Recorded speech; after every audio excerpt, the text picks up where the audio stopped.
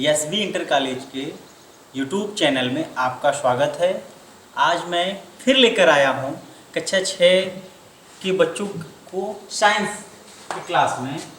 आप लोगों को आज पढ़ाएंगे हम इकाई 2 का 5वां भाग। इकाई 2 के चौथे भाग का लास्ट टॉपिक हम पढ़ाए थे।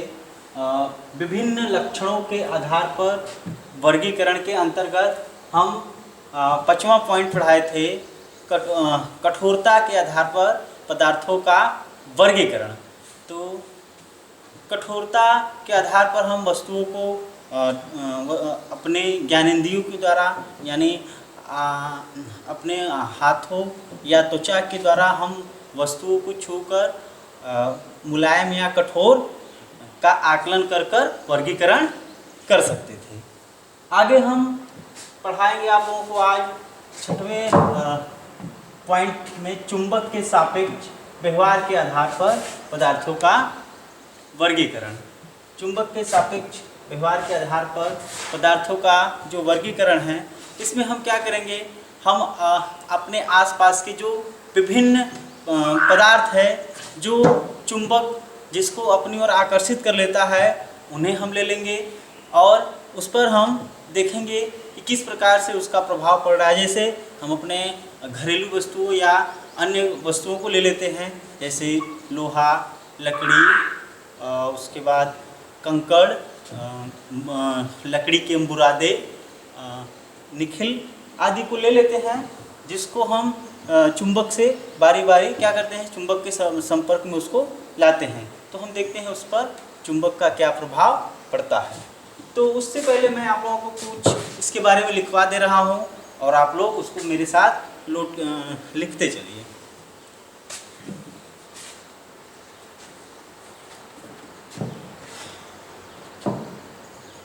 देखो क्या बच्चों, चुंबक जिन पदार्थों को अपनी ओर आकर्षित कर लेता है वह उसे चुंबकीय पदार्थ कहलाता है।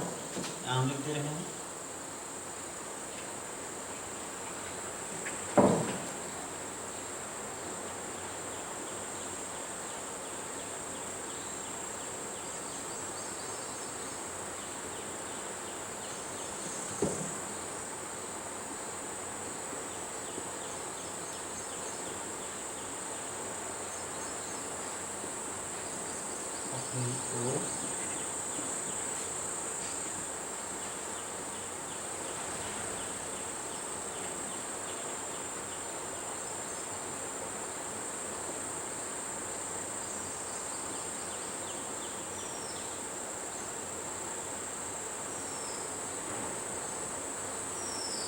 आकर्षित कर लेता है उसे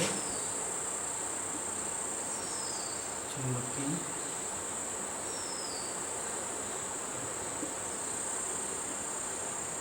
पदार्थ कहते हैं। तो चलो बच्चों, चुंबक जिन पदार्थों को अपनी ओर आकर्षित कर लेता है उसे हम क्या कहते हैं, चुंबकीय पदार्थ कहते हैं। यहाँ पे हमने उसका डेफिनेशन लिख लिया है और आप लोग हमारे साथ लिखते जाइए ताकि ये आप लोगों को याद हो जाए। आगे इसी की कड़ी में है कि चुंबक जो अपनी तरफ जिन पदार्थों को नहीं खींचे या अपनी तरफ जो जिन पदार्थों को आकर्षित न कर पाए, उन पदार्थों को अचुंबकीय पदार्थ कहते हैं। इसी कड़ी में हम उसको भी लिख दे रहे हैं। तथा जिन पदार्थों को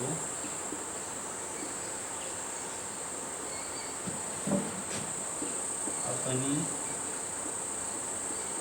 ओर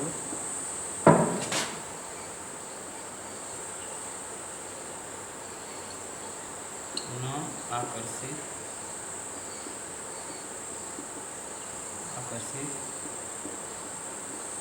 करता है उसे अचुंबकीय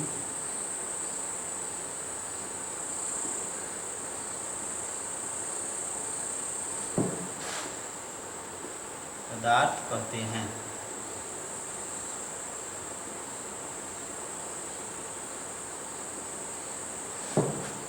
जिन पदार्थों को अपनी ओर न आकर्षित करता हो उसे अचुंबकीय पदार्थ कहते हैं।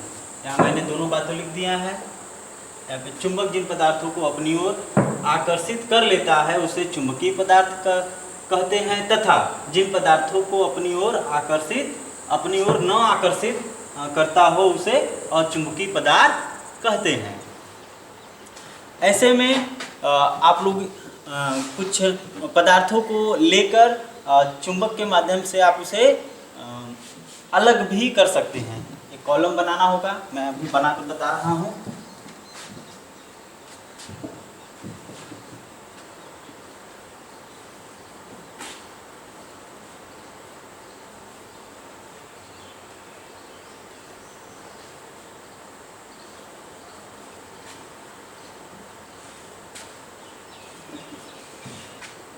आप दो कॉलम बना लीजिए, एक तरफ लिख दीजिए चुंबक से चिपकने वाले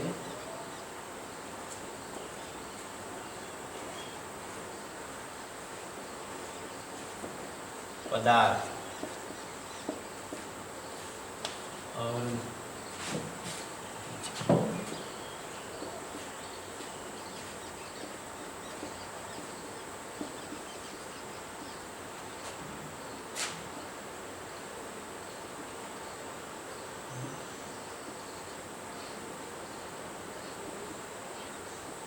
और दूसरी तरफ लिख देंगे चुंबक से न चिपकने वाले पदार्थ।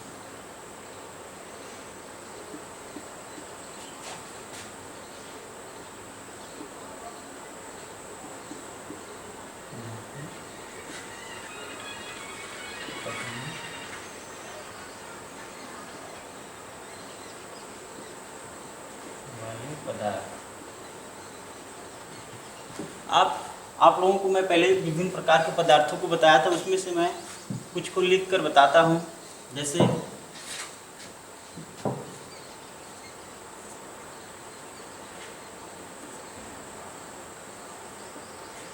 लोहा चुंबक में क्या होगा, चिपक जाएगा, क्योंकि इसमें चुंबक में चिपकने की गुणवत्ता होती है। और इसमें चुंबक में न चिपकने वाले पदार्थ जैसे लकड़ी, प्लास्टिक,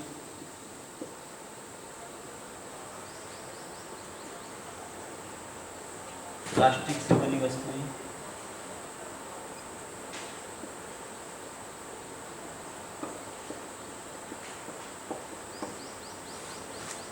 लकड़ी प्लास्टिक से बनी वस्तु जैसे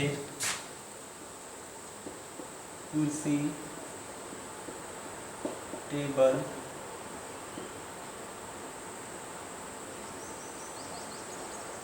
गेट, खिलौने आदि। ये जितने भी एग्जाम्पल लिखे हैं वो सभी लकड़ी और प्लास्टिक के यदि बने होंगे तो वो चुंबक में नहीं चिपकेंगे। और इधर लोहे से बनी वस्तुओं के अंतर्गत हम बात करें तो कैंची, पिन,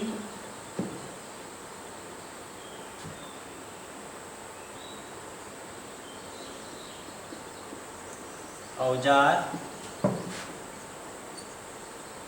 चाकू,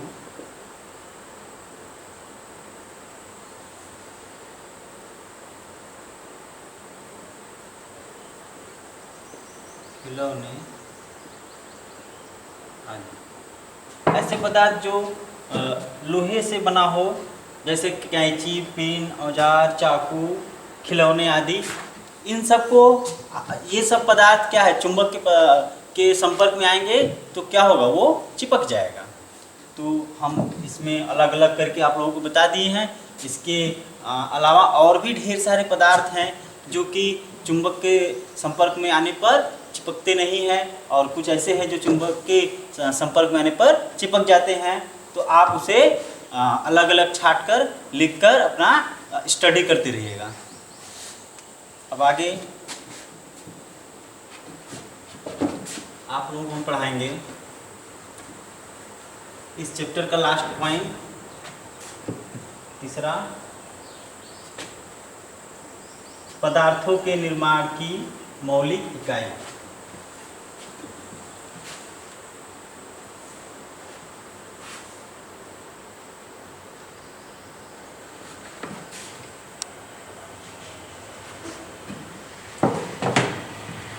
यहाँ पे लिखा है दूसरा पॉइंट, पदार्थों के निर्माण की मौलिक इकाई। प्यारे बच्चों, आप लोग विद्यालय में जाते होंगे, वहाँ पर देखे होंगे अनेकों प्रकार के पदार्थ हैं, जैसे चाक, रूल, पेंसिल या फिर अन्य कोई पदार्थ। इन सब की क्या मौलिक इकाई क्या है, इसके बारे में जानिए। जैसे आप मान लीजिए चाक ले लीजिए या फिर कोयला ले लीजिए, आप उसे छोटे से छोटे टुकड़ों में तोड़ दीजिए। छोटे से छोटे टुकड़ों में तोड़ने के बाद आप उसे क्या करें, कपड़े वगैरह से छान लें।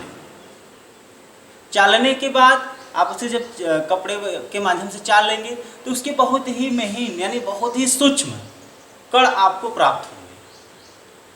जो सूक्ष्म कण है वो भी उससे भी बड़े, उससे भी छोटे छोटे सूक्ष्म कण से मिलकर बने होते हैं।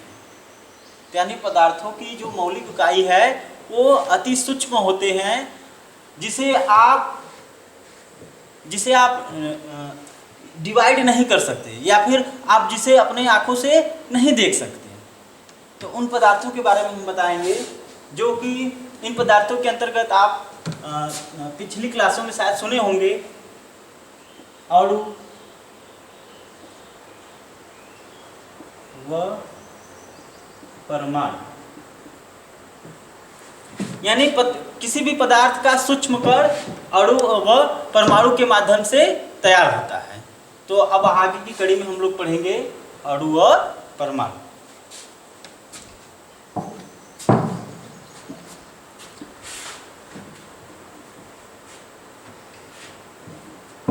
मेरे बच्चों, आप लोग हमारे साथ लिखते चलिएगा।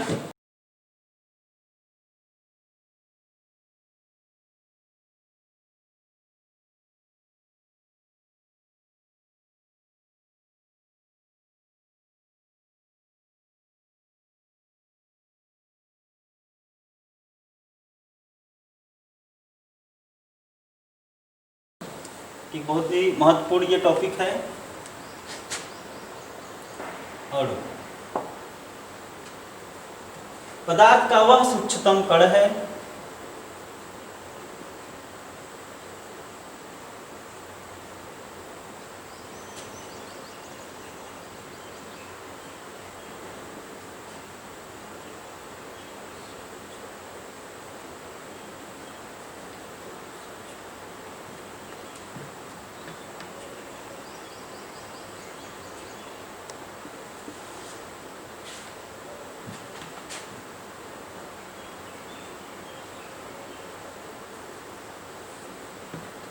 पदार्थ का वह सूक्ष्मतम कण है जो स्वतंत्र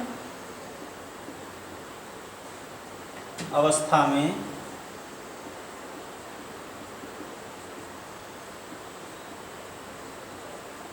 रह सकता है।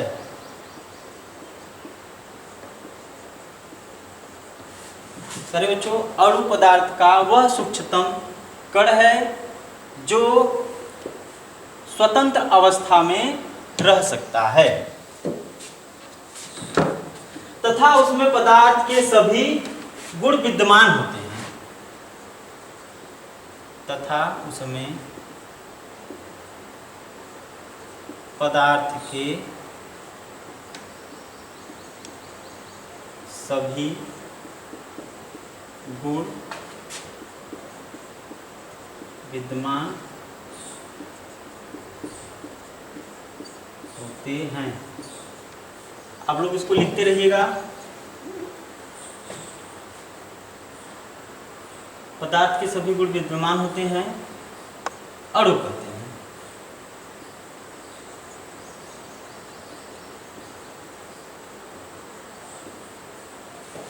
एक बार फिर से मैं दोहरा देता हूं। पदार्थ का वह सूक्ष्मतम कण है, पदार्थ का वह सूक्ष्मतम कण है जो स्वतंत्र अवस्था में रह सकता है तथा उसमें पदार्थ के सभी गुण विद्यमान होते हैं, अणु कहलाता है या अणु कहते हैं। अब इसके बाद आप लोगों को हम परमाणु के बारे में पढ़ाएंगे।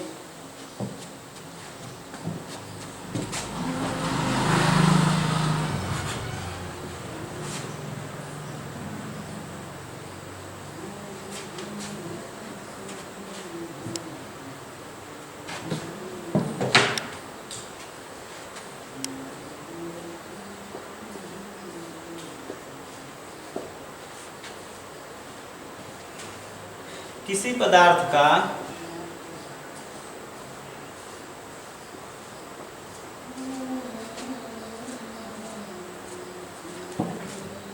वह सूक्ष्मतम कण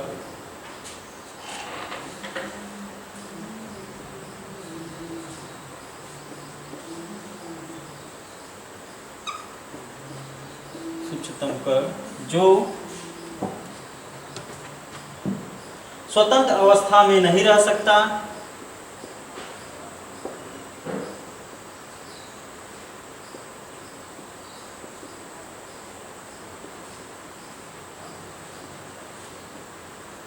नहीं रह सकता,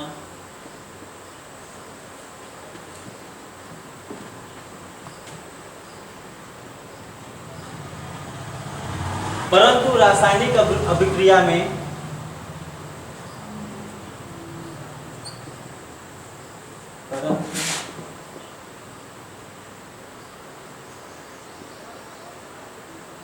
रासायनिक अभिक्रिया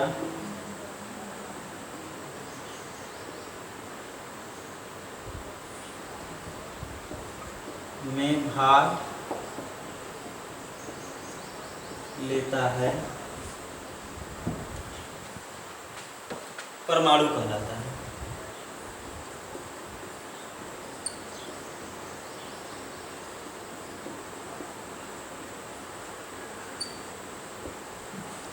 एक बार फिर से बच्चों इसको मैं दोहरा दे रहा हूँ।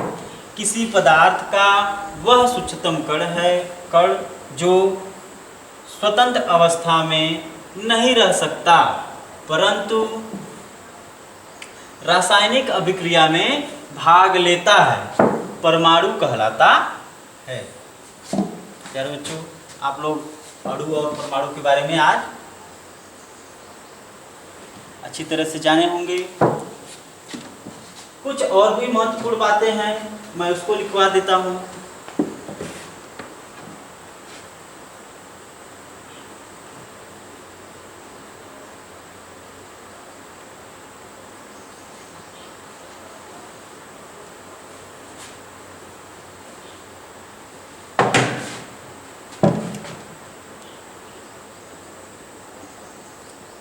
अणु तथा परमाणु को नग्न आंखों से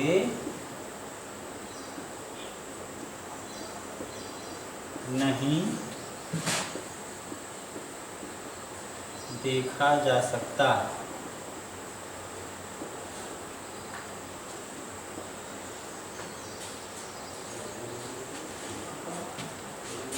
प्यारे बच्चों, आप लोगों के मन में एक प्रश्न आ सकता है कि क्या हम अणु या परमाणु को देख सकते हैं?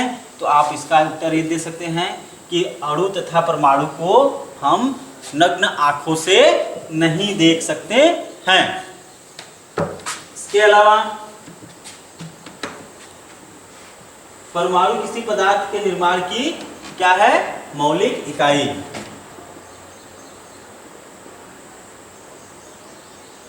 परमाणु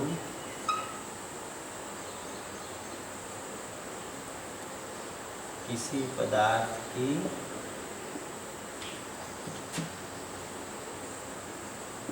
एक मौलिक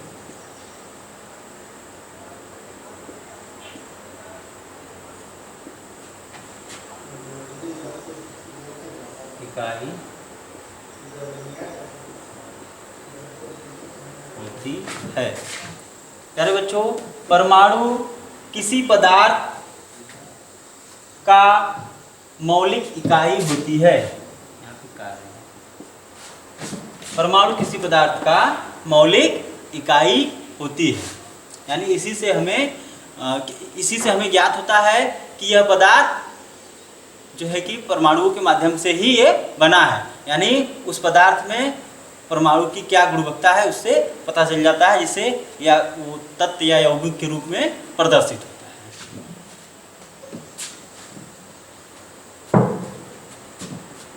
तो प्यारे बच्चों, आज आप लोगों को हम पदार्थ एवं पदार्थ के समूह के अंतर्गत आप लोगों को हम पढ़ाए थे विभिन्न लक्षणों के आधार पर वर्गीकरण, जिसके अंतर्गत आप लोग चुंबक के सापेक्ष व्यवहार के आधार पर जो वर्गीकरण था उसके बारे में पढ़े। पदार्थों के निर्माण की मौलिक इकाई अगला टॉपिक था, इसके बारे में पढ़े। तो हमें उम्मीद होगी कि आप लोगों को समझ में आया होगा और ये चैप्टर का सबसे लास्ट पॉइंट था। और अगले भाग में आप लोगों को अगले चैप्टर में अगला वीडियो लेकर हम आएंगे। तो आज के लिए धन्यवाद।